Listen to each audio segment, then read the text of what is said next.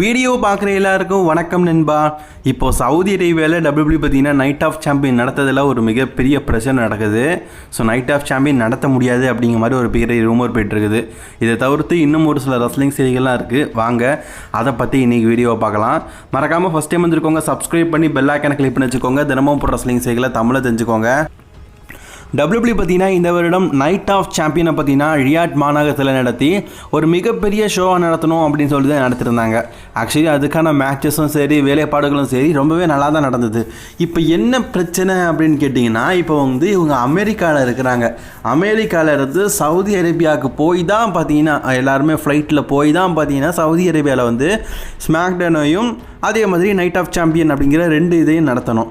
இப்போது யூஎஸ்ஏ கவர்மெண்ட்டுக்கும் அங்கே ஈரான் கவர்மெண்ட்டுக்கும் ஒரு பெரிய பிரச்சனை. அதில் சவுதி அரேபியாவும் பார்த்திங்கன்னா இன்வால்வ்மெண்ட் இருக்குது. ஸோ இப்போ யூஎஸ்ஏ ஒரு அஃபிஷியலான நியூஸ் சொல்லியிருக்கிறாங்க. என்னென்னா, நீங்கள் காரணத்தை கொண்டும் சேஃப்டியே இல்லாமல் அதர் கண்ட்ரிக்கு போகாதீங்க, அது ஒரு மிகப்பெரிய ஆபத்தாக இருக்கணும். இப்போது சவுதி அரேபியாவுக்கு போய் டபிள்யூபிள்யூ பார்த்திங்கன்னா ஒரு மிகப்பெரிய ஷோ நடத்துகிறாங்க. அது ஒரு ஸ்போர்ட்ஸ் ஷோ. ஸோ அதனால் அவங்க ஸ்போர்ட்ஸாகவே பார்ப்பாங்க, மற்றபடி வெறுக்கலாம் மாட்டாங்க. ஸோ ஆனாலும் இந்த சிவில் வார் இருக்கிறதுனால கொஞ்சம் பார்த்து எடுத்துகிட்டு போங்க அப்படிங்கிற மாதிரி ஈரான் கவர்மெண்ட்டுக்கிட்ட நீங்கள் கேட்டுட்டு போங்க அப்படின்னு கேட்கும்போது, ஈரான் கவர்மெண்ட் என்ன சொல்லியிருக்கிறாங்க அப்படின்னு கேட்டிங்கன்னா, நாங்கள் தற்போதைக்கு அமெரிக்கன் சிட்டிசன்ஸையும் அமெரிக்காவிலேருந்து வரவங்களையும் பேன் பண்ணியிருக்கிறோம். ஸோ அவங்கள நாங்கள் இப்போதைக்கு எங்கள் நாட்டுக்கு வரவேற்க போகிறது கிடையாது. ஸோ அதனால் நீங்கள் சவுதி அரேபியாவுக்கு போகும்போது எங்களுக்கு தப்பாக ஏதேனும் கண்பட்டால் நாங்கள் சுட்டு கொண்டுருவோம் அப்படிங்கிற மாதிரி ரொம்பவே மோசமாக பார்த்தீங்கன்னா பதிலடி சொல்லியிருக்கிறாங்க. இதை பார்த்து யூஎஸ்ஏ கவர்மெண்ட் பார்த்திங்கன்னா உண்மையிலேயே திக்குமுட்டாக இருக்கிறாங்க. ஸோ டபிள்யூபிள்யூ தரப்பில் பார்த்திங்கன்னா இந்த நைட் ஆஃப் சாம்பியனை நடத்த வேண்டாம் அப்படிங்கிற மாதிரி கூட சொல்லியிருக்கிறாங்களாம். ஸோ டபிள்யூபிள்யூ பார்த்திங்கன்னா ஒரு மிகப்பெரிய நஷ்டத்தை இந்த நைட் ஆஃப் சாம்பியன் மூலியமாக சம்பாதிக்க போகிறாங்க. ஏன்னா நைட் ஆஃப் சாம்பியன் நடத்தினா கிட்டத்தட்ட ரெசல்மேனியாவில் எந்த அளவுக்கு வருமானம் கிடைக்குமோ அந்த அளவுக்கு வருமானம் கிடைக்கும். அது இப்போது நடக்க முடியாமல் போயிடுச்சு. இதை நினச்சி பார்த்திங்கன்னா ரொம்ப கவலைப்படுறாங்க. சரி, இப்போ நைட் ஆஃப் சாம்பியன் நடக்கிற அந்த இடத்துல தான் பார்த்திங்கன்னா டபிள்யூபிள்யூக்கும் அண்ட் சவுதி அரேபியா கவர்மெண்ட்டுக்கும் ஒரு மிகப்பெரிய டீலிங் இருக்குது. ஆனால் சேஃபஸ்ட்டு பிளேஸ் அதுவான்னு கேட்டிங்கன்னா இல்லை. ஏன்னா அந்த இடத்துல குண்டு போட வாய்ப்பு இருக்குது. ஒருவேளை அமெரிக்கன்ஸ் எல்லாருமே சேர்ந்து இங்கே ஷோ நடத்துகிறானுங்க, சவுதி அரேபியாவில் நல்லா வருமானத்தை எடுக்கிறாங்க அப்படிங்கும்போது ஈரான் கவர்மெண்ட் இது அவங்க வெளி தூதரவு அதிகாரிங்க அப்படின்னு சொல்லிட்டு குண்டு போடுறதுக்கு வாய்ப்பு இருக்குது. ஸோ அதுக்கு பதிலாக சவுதி அரேபியாவிலேயே சேஃபஸ்ட்டு பிளேஸ் அப்படிங்கிறது உண்டு. இந்த அளவுக்கு பெரிய ஸ்டேஜெலாம் இல்லாமல் மீடியம் ஸ்டேஜில் சேஃபஸ்ட்டு ஸ்டேஜ் அப்படிங்கிறது ஒன்று உண்டு. ஸோ அங்கே நம்ம ஷோ நடத்தலாம். அங்கே பக்கத்துலேயே பார்த்திங்கன்னா கவர்மெண்ட் பில்டிங்ஸ் அண்ட் கவர்மெண்ட் முக்கியமான ஒரு சில விஷயங்கள்லாம் இருக்கிறனால அங்கே குண்டெல்லாம் போட மாட்டாங்க. ஸோ அங்கே சவுதி அரேபியா ஷோ நடத்தலாம் அப்படிங்கிற பிளானில் இருக்கிறாங்களாம். இன்னொரு பக்கம் டிகேஓ குரூப்ஸ் பார்த்திங்கன்னா டிகேஓ குரூப்ஸ் ப்ரெஷர் பண்ணுறது என்னென்னா சவுதி அரேபியாவில் தான் நடத்தணும். ஏன்னா அதிகமாக அப்போ தான் பணம் கிடைக்கும் அப்படிங்கிறது. ஆனால் நினச்ச மாதிரியே நைட் ஆஃப் சாம்பியன் நடத்தாவிட்டால் அதுக்கான மேட்சஸும் அதுக்கான மேட்ச் கார்டும் அதுக்கான ஃபியூட் எல்லாமே பார்த்தீங்கன்னா வேஸ்ட் ஆயிரும். ஸோ அதனால் இன்னொரு பிளானையும் போட்டு வச்சுருக்கிறாரான் ட்ரிபிள் ஹெச். அதாவது நைட் ஆஃப் சாம்பியனுக்கு அடுத்ததாக நடக்க போகிற மண்டே நைட்ரு அண்ட் ஸ்மாக் டவுன் அந்த இடத்துல டபிள்யூபிள்யூ பார்த்திங்கன்னா அவங்க எல்லாருமே டிக்கெட் வாங்கியிருப்பாங்க. அவங்களுக்கு இமீடியேட்டில் ஒரு மெசேஜ் அனுப்பி இந்த மண்டே நைட்டில் ஸ்மாக் டவுன் நடக்குது அண்ட் இந்த ஸ்மாக் டவுனில் நாங்கள் நைட் ஆஃப் சாம்பியனை நடத்துகிறோம். அதாவது ஸ்மாக்டவுனுக்குன்னு சொல்லிட்டு ஒரு அரங்கத்தை புக் பண்ணியிருப்பாங்கல்ல, அந்த அரங்கத்தில் நைட் ஆஃப் சாம்பியனை நடத்திடலாம் அப்படின்னு சொல்லிட்டு பிளான் போட்டிருக்குதா ஒரு சில செய்தி இருக்குது. ஏன்னா இமீடியட்டிலாக அமெரிக்காவில் போய் ஒரு ஸ்டேடியத்தை புக் பண்ணி அங்கே டிக்கெட்டை பெருக்கிறது அப்படிங்கிறது பெரிய விஷயம். பட் ஆனால் ஆல்ரெடி ஸ்மாக்டவுனுக்குன்னு சொல்லிட்டு ஒரு 10,000 டிக்கெட் ஆல்ரெடி விற்று வச்சுருப்பாங்க. ஸோ அந்த இடத்துல நைட் ஆஃப் சாம்பியன் அப்படிங்கிற பேப்பர் நடத்தி கொஞ்சம் ஈடு கட்டிடலாமே அப்படிங்கிற எண்ணத்துலையும் இருக்கிறாங்களாம். ரெண்டில் ஏதாவது ஒன்று நடக்கும் அப்படிங்கிற மாதிரி சொல்லியிருக்கிறாங்க.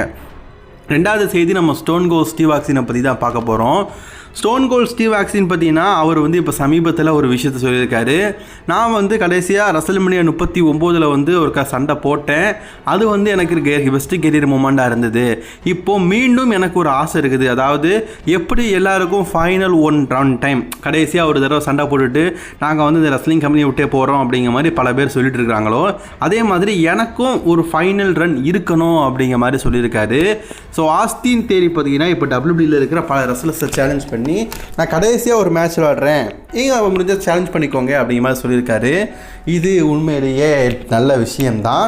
பட் ஆனால் ஸ்டோன் கோல்டுக்கு வயசாயிருச்சு. ஆல்ரெடி கெவின் ஓவன்ஸ் கூட போதுன மேட்ச்லேயே பார்த்தீங்கன்னா பல அடிகள் கெவின் ஓவன்ஸ் தான் வாங்கியிருந்தார். ஸ்டோன் கோல்டு தரப்புலேருந்து பெருசாக எந்த ரியாக்ஷனும் இல்லை. இந்த தடவை தலைமை வந்தான்னா என்னென்ன கதிகள் பண்ண போகிறாருன்னு தெரில. பட் ஆனால் ஸ்டோன் கோல்டுக்குன்னு சொல்லிட்டு தனிப்பட்டையாக பார்த்தீங்கன்னா நிறைய ரசிகர்கள் இருக்கிறாங்க. ஸோ ஒரு மேபி ஃபைனலாக ஒரு மேட்ச் விளையாடும்போது கண்டிப்பாக கூட்டம் ஏகுறோம். இதன் மூலிமா WWE நல்லா சம்பாதிக்கலாம். இப்படி ஒரு செய்தியை சொன்ன உடனே பார்த்தீங்கன்னா நம்ம பிரான்சன் ரீட் இருக்கார்ல, அவர் வந்து ஸ்டோன் கோல்ட் ஸ்டீவ் ஆக்ஸ் நீங்கள் மீண்டும் சண்டை போட வாங்க, நான் உங்களுக்கு ஒரு சுனாமி போடுறதுக்கு ரெடியாக இருக்கிறேன் அப்படிங்கிற மாதிரி ஸ்டோன் கோல்டையே நக்கால் அடித்து பேசியிருக்கிறாரு. ஸோ நம்ம பிரான்சன் ரீட் பார்த்தீங்கன்னா சின்னவர் பெரியவர்னு சொல்லி பார்க்குறதே கிடையாது. யாராக இருந்தாலும் சுனாமி உண்டியா அப்படிங்கிறதுல திகாராக இருக்கார் போல இருக்குது. அடுத்த செய்தி கோல்ட்பர்கை பற்றி தான் பார்க்க போகிறோம். ஆக்சுவலி கோல்ட்பர்கை பொறுத்த வரைக்கும் அவர் போன வாரம் மண்டே நைட் ரால வந்தது. ஆல்ரெடி அதுக்கு முன்னாடி ஸ்பாய்லர் ஆகிட்டு அவர் வராருப்பா குந்தரை சேலஞ்ச் பண்ணுறாருன்னு. ஸோ சொன்ன மாதிரியே குந்தரை சேலஞ்ச் பண்ணிட்டாரு. அஃபிஷியலி பார்த்தீங்கன்னா இவங்களுக்குள்ள சாட்டர்டே நைட் மேனியா அட்லாண்டாவில் மேட்ச் கன்ஃபார்ம் ஆகிடுச்சு. இப்போது இந்த ஸ்டோரியை டெவலப் பண்ணணும், சும்மா வச்சோம் போனோம் அப்படின்னு இருக்காம ஸ்டோரியை நல்லா கொண்டு போகணும் அப்படிங்கிறதுக்காக இந்த வாரம் நடக்க போகிற மண்டே நைட் ராக்கு, அதாவது நாளைக்கு நடக்க போகிற மண்டே நைட் ராக்கு சர்ப்ரைஸாக பார்த்தீங்கன்னா கோல்ட்பர்க் வராராம். இதை கோல்ட்பர்க்கே சொல்லியிருக்காரு.